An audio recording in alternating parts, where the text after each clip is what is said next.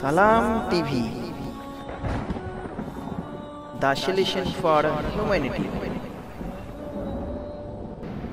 12 নম্বর প্রশ্ন বলছেন, আমাদের দেশে বাথরুমের টয়লেট একসাথে হওয়ায়, আমাদের দেশে না এখানেও, উজু করার সময় বাথরুমে বিসমিল্লাহ পড়লে পাপ হবে কি, কিংবা উজু বিশুদ্ধ হবে কি? জাযাকুমুল্লাহ খাইরান।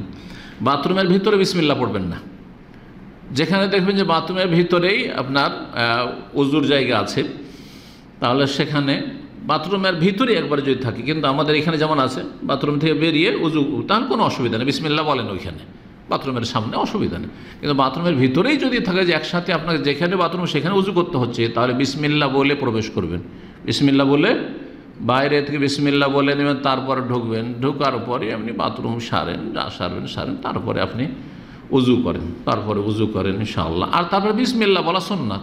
বিসমিল্লাহ বলা কি উজুতে সুন্নাত, ওয়াজিব নয়। সুন্নাত ওয়াজিব নয়। জি।